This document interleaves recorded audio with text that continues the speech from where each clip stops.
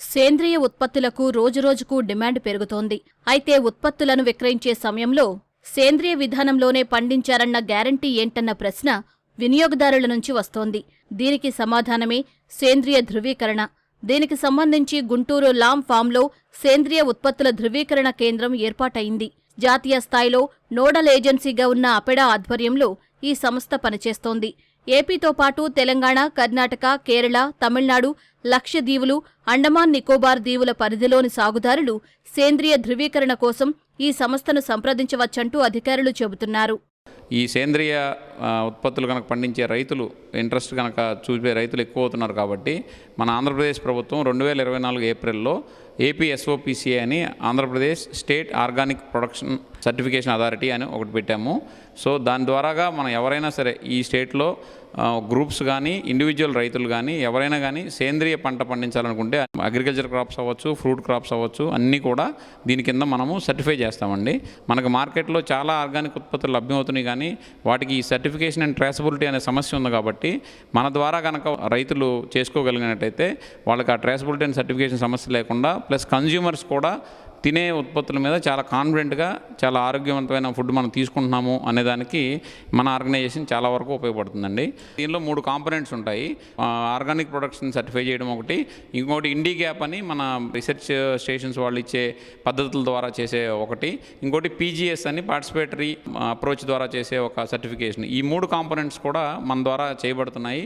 ప్రపంచ దేశాలకు కానీ మనం ఎక్స్పోర్ట్ చేయాలన్నా కూడా ఈ సర్టిఫికేషన్ అనేది చాలా ఇంపార్టెంట్. ఇప్పుడు మనం కనుక ఈ NPOP స్టాండర్డ్స్ అని ఉంటాయి, దాని ప్రకారం మనం APSOPCA ఎపెడా అక్రిడిషన్ వచ్చిందండి. సో దాని ద్వారా మనం సర్టిఫికేషన్ చేసుకున్నట్లయితే యూరోప్ యూనియన్, తైవాన్, జపాన్ ఈ కంట్రీస్కి మనం ఎక్స్పోర్ట్ చేసుకోవచ్చు. రైతులు ఫస్ట్ మనకి ఏంటంటే ఇండివిజువల్ ఫార్మర్స్గా కూడా మన దగ్గరకు రావచ్చు, FPOస్గా కూడా రావచ్చండి. మనం ఆల్రెడీ 26 మందికి మనం స్కోప్ సర్టిఫికేట్లు ఇచ్చున్నాము.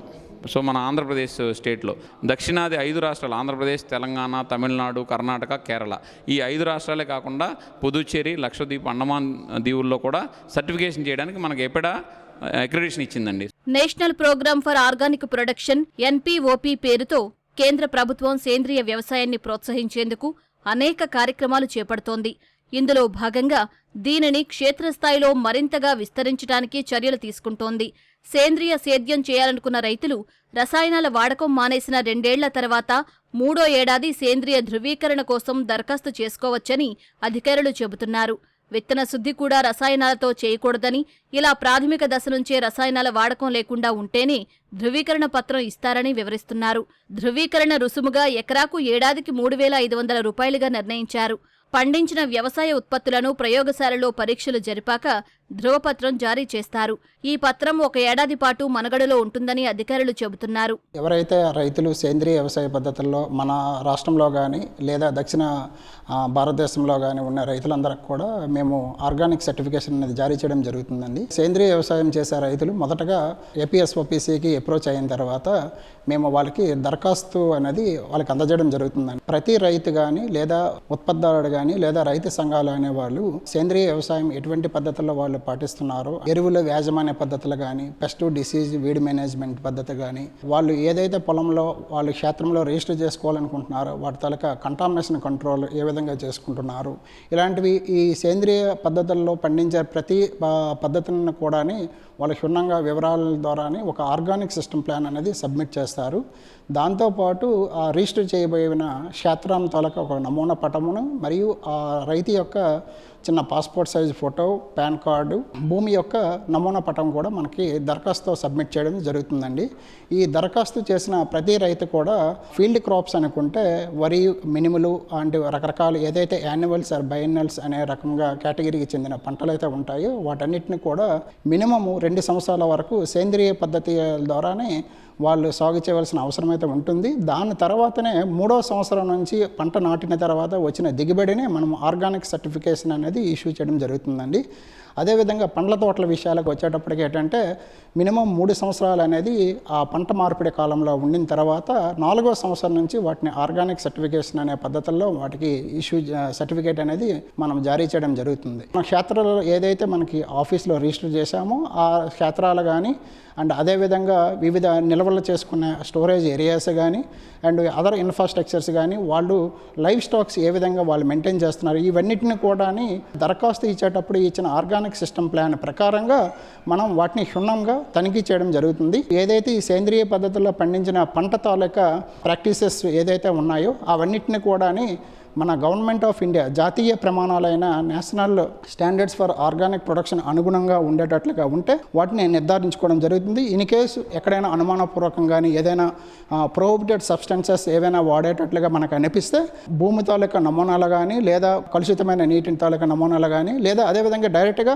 పంట తాలూకా ఉత్పత్తి యొక్క చిన్న నమూనాలను కలెక్ట్ చేసుకుంటూ మన national accredited board for testing and calibration ల్యాబొరేటరీగా ఆమోదం పొందిన ల్యాబొరేటరీలోని 267 కాంపోనెంట్స్ అయిన పెస్టిసైడ్ రెసిడ్యూస్ అనే ఒక పారామీటర్ కానీ ethylene oxides 7 heavy metals components కూడా మనం టెస్ట్ చేయడం జరుగుతుంది. ప్రతి లాంటి పంటకైతే నాన్ జిఎంఓ టెస్టింగ్ కూడా మనం చేయడం జరుగుతుంది.